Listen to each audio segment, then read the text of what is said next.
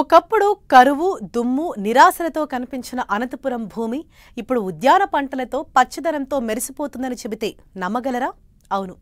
కృషి చేస్తే కరువు నేల కూడా బంగారు పంటలతో తేలిపోతుందనే మాటను నిజం చేస్తున్నారు రైతులు. ఇలా చేసిన వారిలో రైతు పాండురంగప్ప కూడా ఒకరు.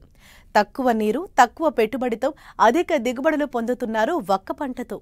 ఇంతకీ ఈ పంట సాగు వివరాలు, ఆయన అనుభవాలను ఈ స్టోరీలో చూద్దాం.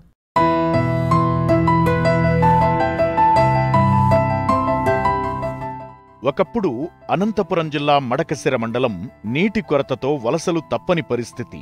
కాని నేడు ఆ పరిస్థితి లేదు. ఎంతోమంది రైతులు ఉద్యాన పంటలు పండిస్తూ మంచి లాభాలు ఆర్జిస్తున్నారు. ఈ కోవలోనే కోతులగుట్ట గ్రామానికి చెందిన రైతు పాండురంగప్ప ఒకరు. ఒకప్పుడు అందరూ వలసలు వెళుతున్నా తాను మాత్రం వెనక్కి తగ్గలేదు. 2005లో తనకున్న 10 ఎకరాల వ్యవసాయ భూమిలో 1 ఎకరంలో వక్క మొక్కలు నాటారు. 2 ఎకరాల్లో మల్బరీ, 1 ఎకరంలో దానిమ్మ తోట, మిగతా పొలంలో వేరుశనగ పంటను సాగు చేస్తున్నారు. అయితే వక్క తోటలను సహనంతో, శ్రమతో పెంచారు. 6 సంవత్సరాలకే ఆ కృషి ఫలించింది. ఇప్పుడాయన 14వ పంటను తీస్తున్నారు. 1 ఎకరాకు వచ్చి 450 మొక్కలు పడతాయి. మనం మొదటగా పిట్టింగ్ చేసుకొని పిట్టింగ్లోకి కాంపోస్ట్ దించుకుంటాం సార్.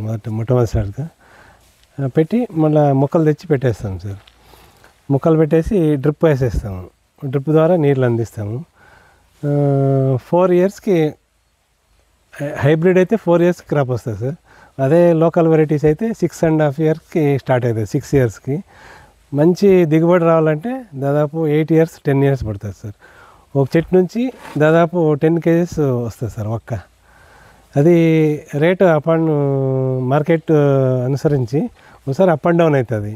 ఒకసారి 6,000 పోతుంది, ఒకసారి 5,500 పోతుంది పచ్చిదైతే.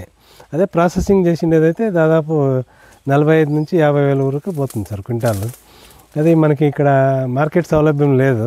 మేమంతా మొత్తం కర్ణాటక పోతాం సార్. భీమసంద్రం కానీ లేదంటే సిరా కానీ ఆ ఏరియా తీసుకుపోతాం సార్ ఒక్కలు. ఇక్కడ మాకు అందుబాటులో ఒక్క మార్కెట్ అయితే బాగుంటుంది సార్, రైతులకి ఇబ్బంది లేకుండా. మన సీఎం గారు వచ్చినప్పుడు కూడా మేము మెమోరాండం ఇచ్చినాము. మాకు మార్కెట్ అందుబాటులో ఉండి మార్కెట్ని చేస్తే మాకు ఇంకా బాగా అనుకూలంగా ఉంటుంది. రైతులకి వేరే రాష్ట్రాలకు పోకుండా ఇక్కడే మనం అమ్ముకొని కొంచెం ఆదాయం గడించేదానికి అవకాశాలు ఉంటుందని మేము సీఎం సార్ వచ్చినప్పుడు కూడా విన్నవించినాం సార్. ఎవరి ఇయర్ మట్టిని తోలాల, ఎరువును 10 ట్రాక్టర్లు అట్లా తోలాలి సార్. దాదాపు 2 lakhs ఖర్చు వస్తుంది. మనకి మినిమం అంటే ఎకరాకి 4 లక్షలు ఉంటుంది. 2 లక్షలు పోను, 2 లక్షలు మిగులు ఉంటుంది సార్ మనకి ఇన్కమ్. మేము ఒక పంట కర్ణాటక ఇక్కడ ధర్మస్థల ఏరియా, వర్నాడు ఆ సైడ్ అంతా చూసి మేము కూడా ఒక పంట మాకు కూడా అనుకూలంగా ఉంటుందని చెప్పి ట్రయల్ రన్ చేసినాం సార్. అది సక్సెస్ అయింది కాబట్టి ఇప్పుడు మేము కూడా దానిపైన ఆధారపడి ఒక్క తోటను సాగు చేస్తూ ఉన్నాం సార్. సామాన్యంగా పెస్టిసైడ్స్ యూజ్ చేయం సార్. మేము కెమికల్ అనేది యూజ్ చేయం దీనికి. సామాన్యంగా రోగాలు కూడా తక్కువ వస్తాయి సార్ దీనికి. మనం మట్టిని తోలుకుంటూ ఉంటాము, పేడ ఎరువును తోలుకుంటూ ఉంటాము. మేము మామూలు ఈ కెమికల్స్ ఏమి వాడము సార్ దీనికి. ఓన్లీ పేడ ఎరువు, ఎర్ర మట్టిని తోలుకొని ఇది చేస్తాం సార్. ఏమన్నా అంత వచ్చినా కొద్దిగా ఏమన్నా 60 కానీ 90 కానీ 70 కానీ అది పర్ ప్లాంట్ వచ్చి 250 grams, 100 grams, 150 grams అట్లా యూజ్ చేస్తాం సార్ అంతే. దాదాపు ఎకరాకి 60,000 ఖర్చు వస్తుంది. మిగిలింది పోనీ ఇప్పుడు 8 క్వింటాల్స్ అంటే 8,48, దాదాపు 5 లక్షల వరకు వస్తుంది సార్.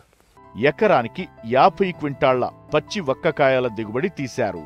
అయితే వీటిని ప్రాసెస్ చేస్తే 6 క్వింటాళ్ల ఎండు వక్కలు అవుతాయి.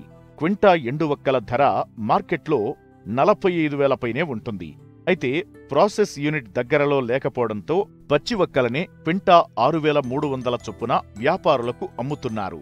మొత్తం 50 క్వింటాళ్ల దిగుబడికి 3,15,000 ఆదాయం వచ్చిందన్నమాట.